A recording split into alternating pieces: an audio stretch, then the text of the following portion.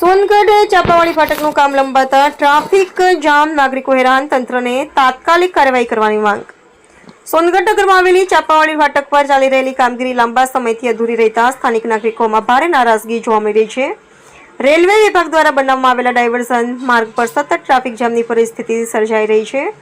પુલની નીચેની તંગ જગ્યા પરથી બસો, હવી વાહનો અને અન્ય ગાડીઓ પસાર થતા કલાકો સુધી વાહન વ્યવહાર ઠપ થઈ જાય છે।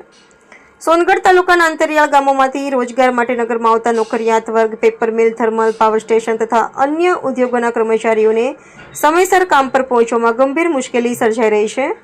ટ્રાફિક જામને કારણે સામાન્ય નાગરિકોને દૈનિક અવરજવર પણ પ્રભાવિત થઈ રહી છે। દવાખાના, ક્લિનિકો અને ઇમરજન્સી સેવાઓ પર આવનારા દર્દીઓ માટે તો આ સ્થિતિનું વધુ ગંભીર બની રહી છે। જરૂરી સારવાર સમયસર ન મળી રહે તેવો ભય વ્યક્ત કરવામાં આવી રહ્યો છે। સ્થાનિક નાગરિકોનો આક્ષેપ છે કે આ મહત્વના માર્ગ પર ટ્રાફિક નિયંત્રણ માટે પોલીસ તંત્રનો અભાવ જણાઈ રહ્યો છે। હાલ ચાલી રહેલા સરકારી કાર્યક્રમોને કારણે પોલીસ સ્ટાફ પણ અન્યત્ર વ્યસ્ત હોવાને કારણે નાગરિકોને વધુ હેરાનગતિ થતી હોવાનું જણાવાયું છે। નાગરિકોએ રેલવે અધિકારીઓ તથા સરકારી તંત્રને વિનંતી કરી છે કે ચાપાવાળી ફાટકનું કામ તાત્કાલિક પૂર્ણ કરવામાં આવે અને ડાયવર્ઝન માર્ગ પર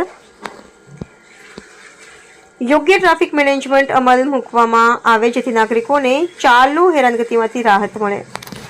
રિપોર્ટર હાર્દિક જોશી, સોનગઢ।